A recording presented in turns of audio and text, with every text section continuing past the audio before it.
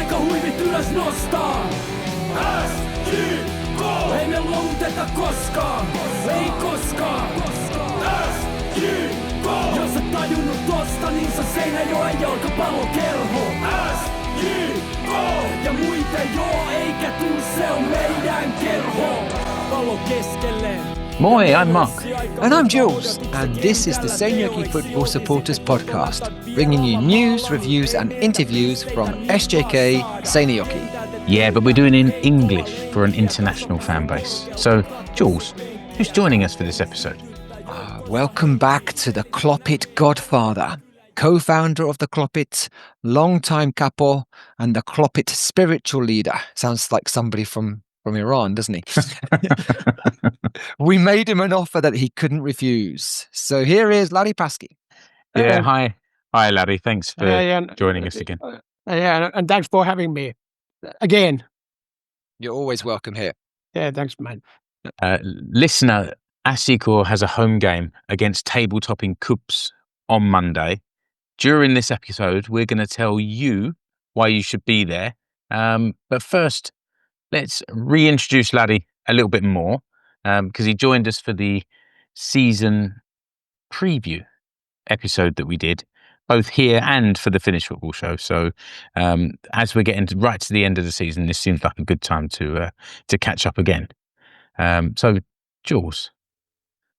Yeah, we're not. Everyone knows Larry, so we're not going to do the life history and stuff like that. But we'll just we'll go around some general football supporting issue, and maybe that's where we start because we sent Larry the questions we're going to ask beforehand, and I used the word fan, which Mark and I would use the word fan as English. We're football fans, but Larry, you have a different interpretation of the word.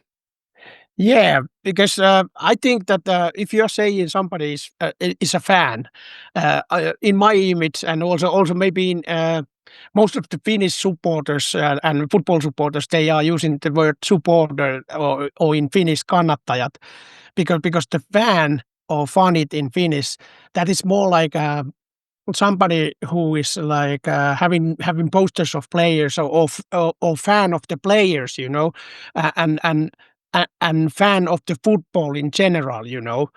And they are more like they are having some players outside the Finland, like they are liking like Kylian Mbappé or they are liking our players, some of our players, and they are collecting like autographs and want to have like selfies with the players and things like those. I think those are fans, and they can also be the fans of the some sports team, but they are mostly like a little bit like more fluid than the supporters, because supporters are more like they are supporting the club, the colors, the crest is the most important thing for them, not the players. Players are important, but players are not the main reason why they are over there. They are over there because that is their club. They are kind of like following that club everywhere, and they are more actively supporting the club, not just some players. But that is also like every fan can be also a supporter, and also supporters can be a fan. But when you are talking about like in general people who are following the club, you are using the word supporters. I prefer more in-depth. Yeah. That is more like that. And also there's some mix-ups in Finnish also. People are when they are talking about kannattajat, like supporters, they are thinking that means the supporter group behind the goal.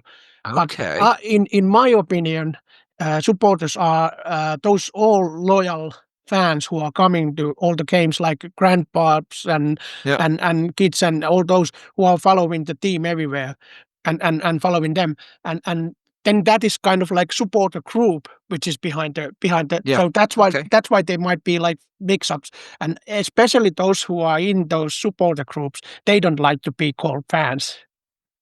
I think it comes from the in English, like from being fanatical about something, yeah, doesn't it? yeah. But I guess there is a difference between being fanatical, a fan, funny, or just a bit of a fanny, Jules. Yeah. Yeah. Yeah. And I thought, Also, why did you mention my name? Yeah. It came into my head like fanboy. You know, we have this Yeah, kind of yeah. thing. You know, Yeah. Yeah. It's a little bit fanboy is the same as you if you are like a funny in Yeah. Finnish. okay. And also there's this like in football world there's lots of these kind of like sub groups or sub names for different kind of fans. So there's like ultras. Ultras is also, and it's not so used in English. No. No, in England they are not using fluently ultras name, and they are thinking that ultras is meaning the same as hooligans. Yes, we do. Yeah, but hooligans and ultras is not the same. Yeah. It's completely different thing. But most of the hooligans they usually are also ultras. Mhm. So it's like a subset kind of thing. Yeah, Like the yeah. hooligans are a subset of ultras. Yeah. And let's be honest, in the UK, there are not really. I think Arsenal and Crystal Palace have ultra groups that are organised, Yeah. but many clubs have got hooligans. and Yeah. still actively nowadays, they just don't get in the newspapers anymore. Do you know Yeah, where no. the word hooligan comes from? It's old word for some kind of like gangs. Yeah, this is a Julian fact, so it's Yeah, go on, possibly not Jules. true. Okay. Yeah. In North London, around the turn of the century, there was an Irish family, the Hooligans, Yeah. who caused a lot of trouble. Or what they called the O'Houligans or something like Yeah, that. something like hooligans. that, Yeah, I remember That's that. that's where it comes from, according to, I don't know, something I Googled once upon a time. Yeah. Yeah. Yeah, and also that is basically like also that it meaning like in hooligan culture you have also like casuals and those who are dressing like yeah. differently, Yeah. and you know some people are casuals and some people are just hooligans. Yeah. So there's a little bit difference between those also.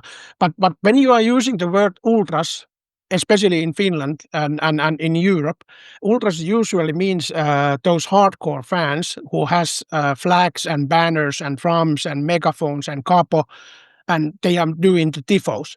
So basically, like Klopit is ultras group. Klopit has always been an ultra group because we had like name for our group, we had a banner, and we have flags, and we had drum, and those. So that is bit of different. So if you are just to support the group, you might be without those drums and there's also those clubs like I know that FC Lahti in Finland, they don't use drums and they don't, but maybe nowadays they are using drums, but they at back in the days they didn't use drums or any flags, and they don't make any tifos because they are thinking those as a childish things, or they have more English approach for their supporting, and that's why their group is more like casual hooligans, you know, than. And you do hear that from. Oh, they had a drum. Oh, no. Yeah. But then the England national team has got a whole brass band at the back playing that stupid Great Escape song that you can't. Oh God, I love that. If I could play one instrument, it would be the trumpet. And I would take it to the ground. Yeah, I remember when we started and when Julian joined Klopit. I remember when you were saying we had a drum, or we bring on the drum, and you were saying that you didn't like the drum idea. Okay. And then you say that as long as we don't do anything, those like what we are putting above our head, those overheads or something like that. Nowadays we are having those a lot, so, and it's not bothering anymore for you. Yeah, and maybe I have to change my definition of the word ultra as well to allow it that it's an acceptable. Yeah, it doesn't mean hooligan. Yeah, and that is also very in that ultras. If you are looking like the Balkans or Eastern Bloc ultras, they are completely different than in Sweden and in Germany or in Italy. They have over there ultras is meaning violent and like hooligan elements more into over there. So that's why there is some of those people are comparing all those different kind of cultures of football and also ways of supporting your club. So basically, if I'm kind of like put this all together, so we are not fans. Klopit are not fans. We are supporters group, but we are ultra group also, because we are using banners and we are having lots of color and lots of those like flags, and we are doing tifos and those. So that's why we kind of like a ultras group and supporter groups, and supporters are everyone in the stadium who are supporting SJK. And then there's also fans, and it's also it's okay to be just a fan and come to the supporters end. So it's not like meaning that if you are not hardcore ultra, then you can come over there. And maybe you make a journey like I did, Larry. Like you said, I couldn't remember that. Yeah, okay, I didn't like the drum. Now I love the drum. You know, I didn't like putting stuff above my head, and now I do that. I still won't wave a flag, but yeah. That's the answer to question 1. And it took like 10 minutes. Yeah, exactly. Yeah. But actually, if I look at what Jules wrote down, I think we kind of covered some of those other points there a little bit. And that was also the part why you said that I'm a spiritual leader. Yeah. So this is kind of that. I'm guiding you guys with this. Absolutely. Yeah. And we've Jules was thinking to ask about how Klopit has changed over the years, and also about you taking a step back from being kind of the capo and the drummer and the chief organizer of everything. And was that difficult? Was it difficult for you to do? At first, it might have been difficult, because that happened when I was working for the club also, and it wasn't my choice to step down. So it was more of like club choice that I should step down from there. So club didn't want me to be over there. They didn't want me to be as like a how you say, like a person who is showing everywhere and who is giving all the interviews and things like those, because that is also something I understand, because I was working as an SLO, like supporters liaison officer. So nowadays I'm thinking that all the good SLOs, they are not so much involved with the supporter group. Okay. The best SLOs are those who came from there, you know, and they have like kind of like a understanding the whole culture and the whole thing, what is mean to be a supporter and ultras, and what it mean, what kind of things do you have to take care of or think of if you are dealing with those guys. And also you have to understand a lot about the club point of view.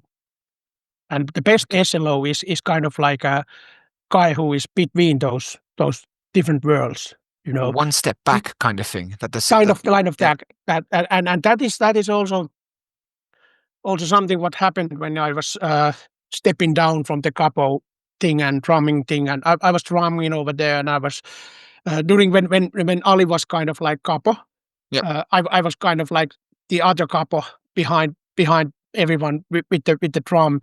Basically, I started all the chants, and Ali kind of like keep it up, you know. And it is a little bit different than now, when there's different drummer, and then there's capo who is really leading the whole thing. Yeah. So that is a little bit different thing, and it was like a I don't think that I will ever cut my ties to supporters group. I'm going to be always kind of like supporter at first, and then anything else. So it was kind of hard at the time, but it also is really good for the group, because it should have been, it is always have been like that there is younger who are coming and taking over. The young guys, they need to take over, and they need to have the freedom to take over everything, and we don't have to. I have to take a step back and don't interfere so much. It's their thing now. Kind of, they are now pushing this whole thing ahead, and we are kind of like the guys who have been there all the time. We are still there, and we are still important part of there, and we are still having kind of like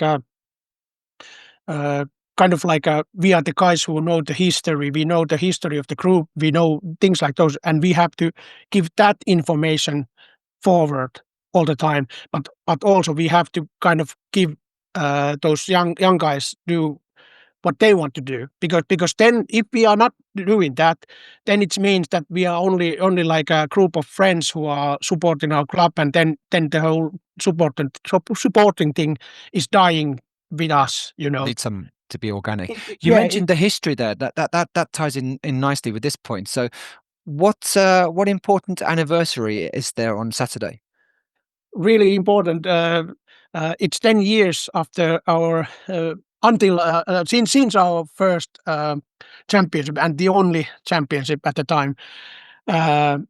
Hopefully we are getting another soon. Yep. Sooner Very or soon. later. Starting to get excited about this. Yeah. But yeah, we have this 10 years from our 2015 championship, and I hope the club and everyone understand that it should be remembered, and that there should be some kind of mentions about that. I really hope that there was already a story about those old players from that team in a local newspaper. Yeah, so that was good story. yeah, and I understand that it's going to be on a paper version on tomorrow, when there is this the 10th anniversary day. Also, it was interesting reading that and seeing the names of those old players and thinking, oh yeah, Emil Lidman. I remember that name. I hadn't thought about him for a very, very long time, among all the others. At the time, he was the second youngest player ever to score for SJK. Right. Okay. Yeah, he was like almost 70 years old, 60 something. Wow. Okay. The facts in your head, Larry, are just amazing. The fact you can just pull that out of air, It's like... Yeah, but there's fun fact that do you know who is the youngest player ever scored for SJK? Petteri Forsell? Yes. Right. Okay. Yeah. No, many people doesn't even know that Petteri Forsell played for SJK. Yeah. He played in 2008, our first season. Who is the oldest scorer? Oldest scorer. It will be. Would it be Dennis? Or maybe did Meite make goal? Meite. Yeah, he was. Abdullah Meite. Because I think he's the oldest. Wasn't Axel was our oldest ever player? I think. I think till Meite would be that. Okay. Because Meite was already well over 30 when he was over here. Because if you remember, Meite played in Bolton for Premier League. Yeah. Premier League. Right. He played over there, and that was like maybe 10 years before he came over here. So he played in World Cups and things like those before he arrived over here. And fun fact about him, I remember he was really joker. And I was asking him, I was working at the club at the time, I was asking for Meite that why you are still playing. He said that he has kids everywhere. He has like 8 kids in everywhere around the world. So he has to still play. He have to still play so he can provide them. So we wonder about Seinäjoki. So he was playing like until 40. Shall we move on to some shoutouts? Yeah, let's do that. So I think the first couple were yours, Jules. Yeah. So Jyrki's, who was on the show a couple of weeks ago, I really liked his comment after the 3-4 second 3-4 win of the week. So there's no rest for the wicked except a cardiac arrest. So I think that deserves a shout out just for then. Do you want to do one of the others, and I'll come in with the second one? Yeah. The thing that caught my eye, it was a post in the KuPS WhatsApp group about a 10-year-old boy who'd said that he wanted to go to an away game, and I think it was the Gnistan game that went to on the bus on the away trip, took his grandma along as well. And the thing that kind of grabbed me about that is we've got below the kind of current KuPS leadership group, there's another group of kind of 16, 17-year-olds. And then there's this other younger group of sort of 13 to 15-year-olds. And now it seems that even the 10-year-olds are being inspired to want to travel and support the club. And I just thought that was really notable and important. I have no idea who that lad is, but, you know, if you or your grandma are listening, let us know it was you and we'll give you a proper shout out. Yep. Grandma's probably our age. Your age, maybe. Oh yeah, me being so much older than you. 2 years at least. Yeah, I've got a fact supplied by Onni, who's in my business studies class, and he supplied this today, which was, do you guys know the last time, well, Larry will know, SJK lost at home in the league? Ah. Well, if I had to guess, I would say it would have been that sort of May where we didn't win anything, but... Yep, you're right, mate. 25th of May, we lost 1-0 to Inter, which is also the last time we failed to score in a league game. Oh, that's a good fact as well. Yeah, but that's my fact. That one, I'm not giving Onni the credit. So I'd like to give a shout out to there's 2 Onnis in my business studies class and 1 Luka. And so I'm giving a shout out to them. And I also say that it would be great if they concentrated more on business studies and less on asking me questions about SJK and Liverpool. that can come after the class, but yeah. But anyway, cheers to you guys. And the final, I guess this is another similar to the previous one, but the HJK away game, there was a social media post from HJK that Jules were banned from Helsinki for this game, and this is the traditional Etelä-Pohjanmaa red and burgundy and grey jumper. And there was one, again, young fan right in the middle of the KuPS in Helsinki, proudly wearing his Jussipaita, and it really stood out. He looked great. We salute you. We do. Yeah, we salute you. Yep. And they made a marathon for the guys. They were putting him about the head, like overhead. they were like waving the guy, like he's the World Cup or something. Yeah. The fans, the KuPS were doing that. Excellent. Okay, so we did some shout outs. There's some people we don't know their names, but it's worth mentioning. Yeah, worth mentioning them. But there's been some news, Jules. Yeah. Did you know that you can get a return ticket on helicopter flights? Well, I didn't know until Murilo disappeared, having come in a blaze of glory during the summer in his helicopter. He's gone. What do we think, Larry? What do you think? We'll pass this over to you. That was a really stupid thing to do, that helicopter thing, in my opinion, because that is also everybody knew that Murilo was haven't been played in many months before that. Okay, and so he should have come on a bike. I'm pretty sure that if Richard Dorman was still working on the club, that would never be happen, because he was also, he has really wise way to kind of like include players into the group and think. They never, SJK never made like a really big deal about some new player during his time, because that is always putting a lot of pressure for the player, and then everybody is thinking that now we are having Murilo back, and then he is going to make all the like assist for the goals and crossing all the time, and then we are winning everything. People are hyping up after that, and that's why that was only like a showman stunt. I understand that sometimes you need to do something like that, but then you need to be sure that the player is well fit and he's immediately going into the team.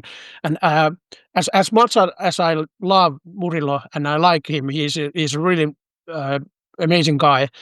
People are thinking that he's really difficult guy or something like that. I don't think about that.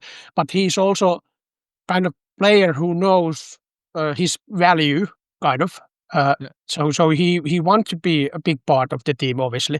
So I don't think he didn't fit so well in this team because this is more like team of people who are not making so big names for themselves. Most of the team are 10 years younger than him as well. Also that, and they are really humble and people who are like working together, and they are not like making name for themselves. They are just playing together and having fun. And okay, Murilo is doing that also. He's having fun on the pitch and everything like that, especially when he's fit. But because he hasn't been playing like half a year, so it was impossible for him to get immediately banging crosses and fighting like the everyone else. And then there's Babakar Fati, who is playing on his preferred position. So Fati has been amazing. So it would be really wrong for Fati to give more time for Murilo from that. So that's why I didn't like that at that stunt at all. So Murilo would have been good addition for the team if he was kind of like understanding the role of him to be like the last 10 minutes or 15 minutes player and on more like a father figure for the younger guys and things like that, and come in as more like we are giving the one of our former big name player kind of like a place where he can make fit for himself and things like those, but not make like a helicopters and everything. It's too big a show. Do you know where he went or where he's gone? I understand that he's going back to Brazil, where he's he has family over there, and also he has some like a charity thing going on, what he want to maybe want to be involved for that. There's no transfer window is not open over there, but it will be open again on January. So maybe he's not like going, because he has been living in Malaysia and Finland and in Spain before that. So he has been living in Europe and in Malaysia, in Asia already so long. So maybe he want to go back and live back, because there's lots of team where he can play. So I hope he's going by plane, not helicopter. But over there they have lots of money in football, so maybe they are flying. If you look in the Alan Sousa, who used to play for us during 2015, so he's kind of like millionaire over there now. Wow. And he's playing for Flamingo, and he's like big star over there. He couldn't be far off one of the youngest scorers for us either. He was really young when he played here. Yeah, he was 70. Yeah. Do you want to do the next? Yeah, I was going to say there's another former SJK player that's come back in the last month or so, with Dennis Oliinyk, who's been appointed the head coach for Academy 2 and assistant coach for the Academy side. And it was funny because we saw him at the game recently, and he didn't say anything about it. He just said, "I'm looking for a club to work at because I've done my coaching badges." And we all thought, "Oh, it'd be great if he came back here." And then a couple of weeks later, it's announced that he's coming back here, which is also nice from a family perspective for Dennis as well. So if you listen to this, Dennis, and of course you should be now you're back, then congratulations. Good to have you back, and looking forward to seeing you around. Good luck. Hope it works out well. Right, and people are wondering about where has Kasper's hair gone. So the story behind this is, as Markus said on the last show, so Kasper Paananen, Markus Arsola, and Thomas Koivisto are to do status quo. You're in the army now. In the army now. Listener, maybe that should be the chant. You may be surprised to know that we didn't rehearse that before. No.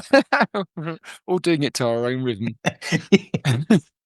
So that explains why Kasper no longer looks like Legolas. Do you want to do Paul Riley's comment? He just said, let's hope that Kasper hasn't done a Samson and like lost his powers by cutting off his hair. And I think he proved very soon after that he has not lost his powers, which is good. I actually, when I saw that photo of the three of them with their haircut, it looked to me, they all look so much younger. It looked like sort of an old schoolboy football. Yeah, but they are schoolboys. They are young guys. They are 21 years old guys, so they are young. Yeah, that's true. Yeah, and then I guess the other thing was Stevie's comments about Kasper being in the Finnish team, or should be in the Finnish team, and would be if he played in a blue and white shirt. And I think this also goes with the other kind of comment that he made recently about, no one's talking about what we're achieving, and why, you can I agree with you. Yeah, no, it's true. And what I was going to say is, like, you can understand the general population that don't know football or don't follow football not knowing or not being so interested, but the sports press, the people that are watching the games, we've commented about the press conferences being short, but they just don't seem to realise that there's a football stadium in Seinäjoki. One thing I will say is that just thinking about other countries, generally, if the league's leading goal scorer is from that country, so we got the Finnish league's leading goal scorer is a Finnish person, they would be clamouring for get him in the national team. Mm-hmm. You haven't heard anything like that. I know a lot of people, or the vast majority of Finnish players, are overseas.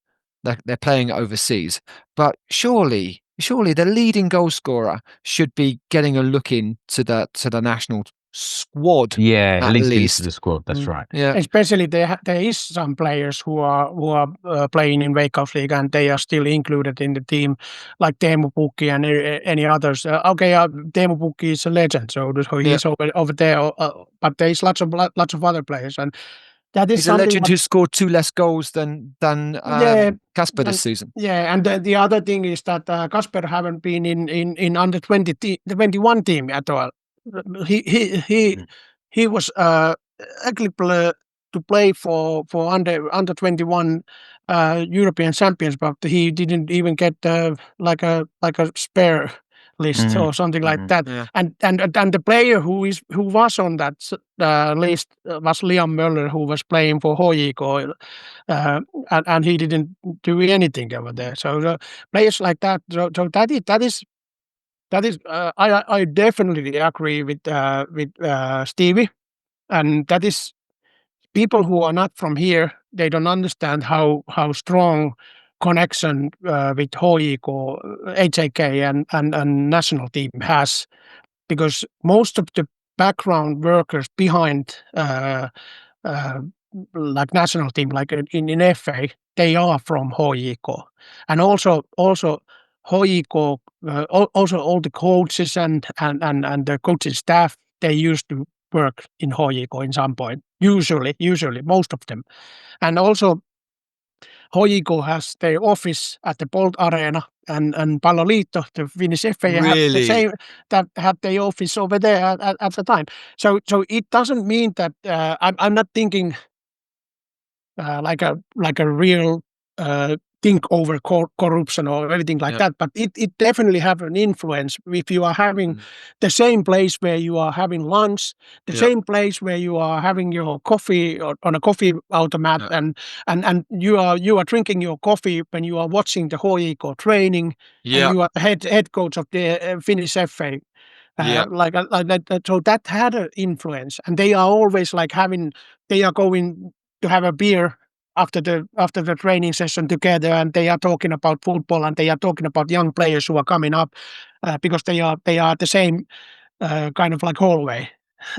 over there. So that is something. But there's also funny things like some players like Miska Ylitolva, who is now playing for HJK, when Rive was coaching for national team, like Markku Kanerva, Rive Kanerva. He was coaching the national team, and he is true and true HJK. He has been player for whole his career for HJK basically, and a coach for HJK before that, and he was captain of HJK. And then, funnily enough, when this Miska Ylitolva was like 70 years old, he moved from Rovaniemi to HJK. Immediately, he was chosen to Finnish national team. He wasn't ever played for younger age group or anything like that. And that doesn't mean that he didn't play it or anything like that. That means that player value, transfer value, immediately pushed up, Yeah. That is rate 1 million for his transfer fee in future. Yeah. Because you can say that you were selected by national team when you were 70 years old. It doesn't matter where you are playing in the future, like 10 years after that. You always have that one line in your CV that is saying that when you were 17, you were selected for the national team. Then you can go play anywhere you want, and you are always getting that club who is telling you is always getting a little bit more money than those clubs who are not having their players selected to the national team. That's deeper. That's a deeper kind of corruption. Is a too strong a word to use. They are not doing that. They are maybe not doing that by purpose. But that is a little bit a problem in Finnish football, that it always they are always like preferring players who are in Helsinki or in that area. And in our own, we have Ville Tikkanen. Ville Tikkanen was we were singing all the time that he should go to the national team. The fans were thinking that, and also the coaches were saying all the time that Ville Tikkanen is one of the best defenders in this league, and he should be in a national team. Never he ever get any they have this training national team camps, and he wasn't ever selected for those. But immediately when he traveled for a train trip from Seinäjoki to Helsinki to make a contract with HJK, he was chosen by the Jakob Friis for the national team immediately. And actually, as it gets towards Tampere. Yeah. And actually, we covered this in detail in your previous appearance here. So one thing I'll say before we move on about this is I think it's a bad sign for the Paloliitto, so the Finnish FA, how little they value the Veikkausliiga, the Finnish league, if the leading goal scorer there is Finnish and he doesn't get called up to the national thing. Do they think that the standard is so weak that they're not going to call him up? Yeah. Obviously, there is lots of choices for the striker option, but he's not the striker. He's more like he's number 10, like a false 9 or 10, number 10 player, and more midfielder than striker. So they should include him because then he is learning to be in a national team, and maybe getting better contracts for future, not just making money for SJK, but for himself, because if he is going away and getting some good club for him, he might be really, really good player for Finland national team in the future. Jules, we should talk about the last couple of games, but there've been 7 goals in each game, and I think if we go through each goal in great detail, we'll be here until Christmas. So let's talk about them. Let's talk about the games and the performances without necessarily going through every goal. Yeah, because it took me ages to write all that. Yeah, stuff. I know it did. Yeah, I was thinking, why can we not just all 1-0? Yeah, exactly. Well, it's funny, isn't it? Because in that alternative press conference with Stevie, I asked him, "Are we going to 2-1 our way to the league title?" No, we're going to 3-4 our way. Yeah, exactly. Apparently we are. But the first game was the Sunday the 19th of October, Gnistan 3, SJK 4. Yeah, and the away Sunday. support was incredible for that. And it has been noticeable that when the fixtures came out, people were like, "No, we haven't got any weekend away trips, and I can't go to this, I can't go to that." And there was one coach trip booked, And now, as the performances are picking up, more and more people want to travel, and more excitement is being created. And it means we have, a group of 30 to 50 away fans at most of the games now, even though this was at 6 o'clock on Sunday evening, and they got home at, I don't know, 1 o'clock in the morning on Monday ahead of going back to work. Like the motivation and the enthusiasm is really there. It's great to see.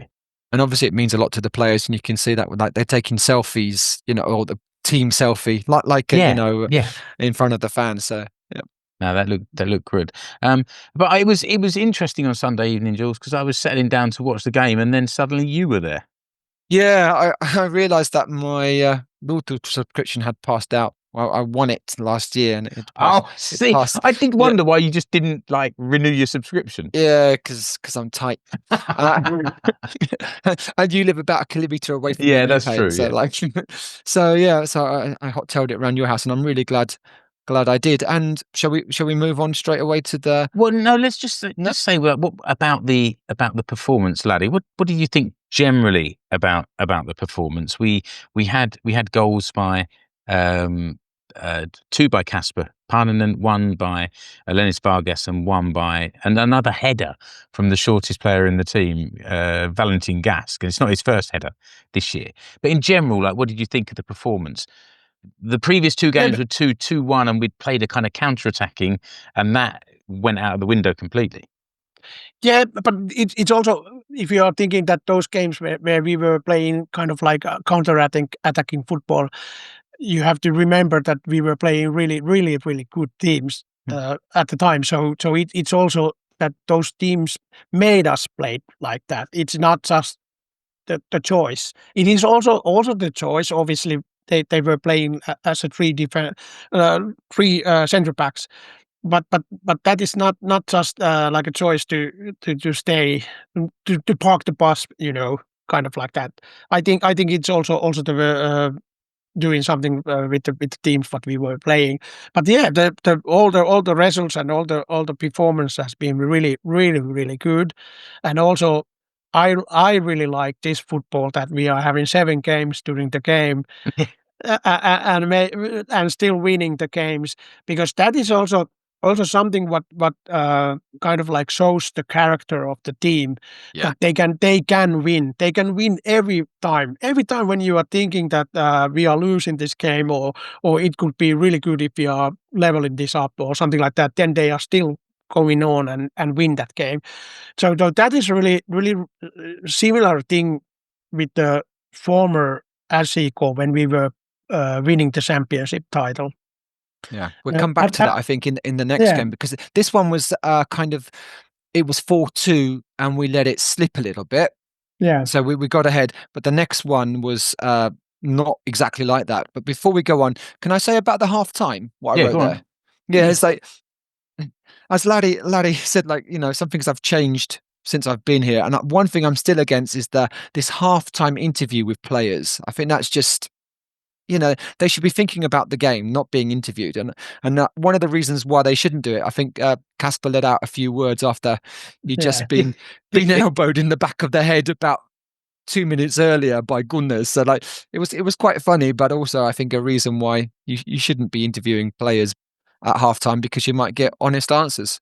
Yeah, and also they are not so good to analyze the game right after when they are coming from the pitch. So yeah, so I think so too. Maybe it's funny for the viewers basically, but it's not important for the viewers. Yeah, exactly. I think it shouldn't happen. And also, the coaches, it's hard enough for them to do a press conference, 5-10 minutes after a game. They still got the emotions going, but even straight after you're coming off the pitch, your emotions must really be your emotion, or the adrenaline must still be going. Wednesday was different, Jules. You're right. We were a bit nervous about for the last 5 or 8 minutes of that Gnistan game, but we held on. And then going to HJK on Wednesday, I can't say I was confident, But I was quite excited for the game and just thinking, we've got a chance. We don't always feel that going to HJK in previous seasons, but I certainly did. And the start of the game, we absolutely tore them apart. Yeah, is it a kind of different SJK or is it a different HJK? I don't know. Or but both. there was no fear. Yeah. There was no over-respecting them. We really took the game to HJK right from the very start. And this, I mean, what to say? Terrible refereeing. He's on the list. Actually, I think a lot of the referees On the that list. were on our. What list? Me and Satu have got a list of the referees that we don't like. It gets longer season by season, and I think that 2 of the referees have dropped out of the Veikkausliiga, but Reittila is on the list. And the other one of those that actually quit his career, Kalle Mäkinen. he's the third. He's the third one on the list. Well, I don't want someone to lose. He had his career, last game for Veikkausliiga at the when he was dictating the last game in a karsintasarja. Okay. Okay, right. Yeah, that was his last game for them. The karsintasarja is the playoff between. Playoffs between the team that finishes 11th in the Veikkausliiga and the team that finishes 2nd in. Yeah. Oh God, what's it called now? Veikkausliiga. Yeah, so that would be the division down. Yeah. So we had to deal with that. Like there was the penalty shout against Vargas where he was looking for a reason. Oh, not the penalty shout. Sorry. The penalty that wasn't given. Where Vargas got a yellow card. Yeah, for diving, but then Seinäjoki fell over as well. So there was clearly some contact there. There was some contact to make them both fall over, but it was given as a yellow card for simulation, which I thought was poor. Yeah. And then the penalty he gave against Valentin Gas, who comes sliding out. His arm is slightly up and to the side, but I don't know where you're supposed to put your arms. Like, how he was looking to give a penalty. He was looking for a reason to give a penalty. That's the only reason that you can give that penalty, because we didn't notice it, and it wasn't like he wasn't making his silhouette any bigger. It was in a natural position. Yeah. The funny thing is that Reittila has now given in every game where he was he is in control for HJK. He's always giving the opponent like a penalty for HJK. I mean, does he also have an office in the Bolt Arena? he might have, because he's the only professional referee in Finland. Oh, really? Okay. Yeah, he's the only one who is only working as a referee. So, that is something what Jules said in our group. He said that is because he doesn't get any other job. No one else will employ him. So that's why he's a professional. Yeah, but he's a kind of, and he's also doing that VAR refereeing, and he's one of those who really want that in Finland, and maybe that's why he is so terrible referee. Right, that's funny. Yeah, so it's like that you can make up for his mistakes. Yeah. It's funny you say that, because on Wednesday Satu was cursing him and saying we need VAR, and I said no, you need to be really careful, because there's every chance that he will be the VAR referee as well. Yeah. And then Strings well, he wasn't Strings goal against Gnistan when he was offside. Yeah, and in Gnistan game, there was this other incident where Kasper Paananen was hit on the head by Oliver Guinness. So that should have been no penalty. Penalty. Yeah, but then you mean when Streng was two meters offside? Offside, but wasn't given, top. and then he sort of went through and set the ball up for the. We've talked about it before, but we don't want VAR. It takes the fun out of that. No, we can live with the mistakes. You said, Mark, that you were confident. You were certainly more confident than me, because again, me being a cheapskate, I was around your house, sitting next to you on a sofa, and so at 2-2, you were telling me we're going to go on and win this. Yeah, because we'd had a period of pressure against us, and I just felt that the goal would be the thing to kick us back into life. Yeah, and I said 2-2. I'm taking the point. I'll take the point, and I would definitely have taken the point when HJK scored in the 86th minute. So I'll have that point technically, back. Jules, we did score that goal as well because it came off Ao Obileye's head. It was a classic. British fans will understand this. 50 pence head. Yeah. He threw his head that way, and the ball went backwards. It was incredible, and every time I watched hit him in the face, really, didn't it? Well, and looped up and just over the arms of Rope had no chance. Rope Paananen. So it was that was tough. But then the comeback and that was just stunning, wasn't it? Like we had so many corners in the last sort of couple of minutes of regular time and then going into injury time, and the equaliser was scored by our man Wilson with his getting a close range header and just sort of and you could see the way that Obileye celebrated, the relief washing over him that he wasn't sort of didn't score the winner.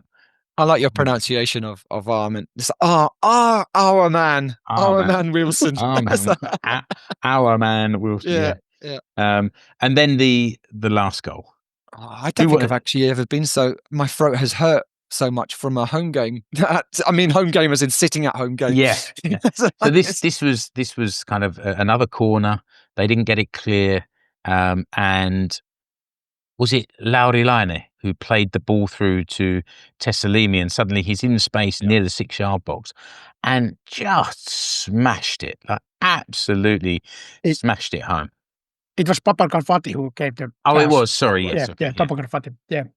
And I think how could I misidentify Fati and Laine? That's yeah, they look similar. Exactly. Let's go back to Larry's point. It's like what you said about 5 minutes ago. Then this really is the comeback. You know that.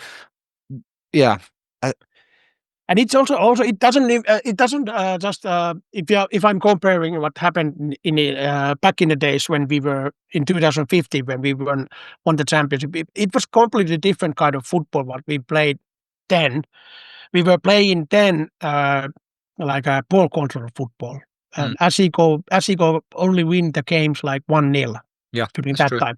People are thinking that we were playing really good football over there, but if you are looking back into, I think that people might be bored today if we are playing the similar kind of football what we played at the time. And also we have lots of advantage because we were playing in Keskuskenttä, and that is the smallest pitch in Finland. So that was also something what we came. But the thing was that there was this one game we were playing. It was maybe the third last game of the season, and we were meeting HJK in Keskuskenttä, and it was pouring rain. Yep. There was raining down, and we won that game 3-0. And it was like the first time ever when we won HJK. So the similarities with this was kind of like same because the feeling at the time was so. Like I remember when Timo Tahvanen made a goal and he was sliding on his knees at the time. There was actually shirts made of that. Like SJK sold some shirt where there's like a Timo Tahvanen is sliding, and we won 3-0 that game. And the feeling after that game was like we can beat HJK, so we can beat everyone. And the same thing is happening now. We are thinking we can now think that we can beat HJK, so we can beat anyone. And the way we beat them, them being 3-2 down with 2 minutes of time to go. You know. Yeah. So and yet this year there are I think HJK are now out of it. So there's now 4 teams all capable of winning the league, which hasn't been the case and wasn't the case 10 years ago. No. It was completely the same thing. It was completely the same thing. There was ROPS, there was FC Lahti, there was HJK, and there was IFK Mariehamn. Okay, you remember better. Okay. Yeah. And the thing was that we were 12 points behind during the season when we were starting to win the game, and we were starting to win and win and win and win. We were maybe the opponents were the better team on the pitch, but we still managed to win 1-0 the game. and it like molded the team together. It is a little bit same like what we have now, and nobody was expecting that SJK going to win anything, especially when we were 12 points behind, and that is the same thing what is happening Okay, now. interesting. So that is really I feel lots of similarities. Okay, that's but the interesting. thing, the only thing is that during that time we had so good team basically, and we had a little bit more money invested in the team at the time. So we had lots of like star players in that team during that time. There was Roperiski and there was Mehmet Hatemäe and there was Mikel Aksalu and players like those who were really, and Akseli Pelvas and players who were really famous players. But now we don't have that. We have really kind of like nameless players. But the funny thing is also I check out SJK when we won the championship. We had really young team at the time also. Not as young like we had now, but during that time we had kind of young, because there was players like Allan Sousa and those who put the average down a little bit down. Yeah. The average age was a little bit down because of that. But now we have lots of young players and more younger players. So this is completely different, a little bit by that, and that means that we don't have the same kind of pressure what we had back in the days inside the team. Yeah. This team can only win things, and SJK during that time they can also win things, but they were more like expected to win things. So let's put our money where let's. Are we going to win the league? What do we say? I said when I was last time over here, I said that anything is possible. So if we are doing if we are winning games and we are doing what we are just like taking the game at the time. Yep. And we are not going ahead. And we are just focusing on the game what we are now playing and doing best what we can. We can win. But also you have to remember that for me, if we get like the third position, it's like a championship for me. Yeah. So it's like really something. It's really good performance. We've got a very good chance to get 4 games Europe. left. Sorry, Jules. Yeah. Yeah, let's just say we've got a very good chance to get Europe, and okay, we're gonna win the league. We're gonna win the league, and now you're gonna believe us, and now you're gonna believe us. Yeah, I think we're gonna win the league. I think we're gonna win the league. We are gonna win the league. I'm saying it now. I was just going to say with 4 games left, we've got even it's even more possible that we can do it. And your prediction, Larry, at the start of the season was people are saying we could finish anywhere between 3rd and 6th or 3rd and 7th. And that's still true. We can still finish 3rd or 2nd or 1st. Mm. And that, listener, that is why you need to get to this game on Monday. KuPS, Kuopio are top of the table. They're 3 points ahead of us. Yeah, at the moment. And they're 3 points ahead of us. We beat them. If we beat them, it tightens right up. They've still got better goal difference, but it tightens right up. And beat them 4-0. Well, okay, we go above them. And they are playing in Euro games. They are playing in Conference League still. Yeah, they had one day. They are playing like 3 games in a week, as we are playing 2 games in a week. So it could show something. Yeah, they last night. So when we're doing this on Friday, we're recording this. So they've got 1 day less rest than us. We played on Wednesday. They played on Thursday. They drew 0-0 against Breiðablik of Iceland. So not only that was away. So they got 1 day less, and then they've got to travel back from Iceland, and then they've got to travel to Seinäjoki. For those who don't know, it's about I suppose by coach it's about 4.5 hours, 5 hours. So they should be hopefully tired. I'm going to be. I've got a list on a WhatsApp list of people who've said they're interested in coming to the games, and I am hitting that list every week or two just to remind them there's games coming up. I'm going to bring them along. Get everyone in the town. One of my work colleagues is saying he sent me a message after the game, and he's been following it. And I said, "Come on Monday." Oh, not obviously not everyone's coming into the cloppage section, but if you sit at the side, sit beside the cloppage area. If you want a bit more noise, just get there, because if we can get, just make your own noise as well. Yeah, make your own noise. Come and wherever you shout are. as well. You know, let's bring it home. I really, we've got 2 home games left. If you like football and you're not going to either of those 2 games, just what are you doing with your life? Yeah, and if you're a glory hunter, now's the time find some glory. Now's the time to start hunting. You know, it's Hey, actually, the team from 2015, they are coming to that last game against Gnistan. So okay, yeah, that would be great. Yeah. Yeah, it'd be good to see. Yeah, that would be great to lift it.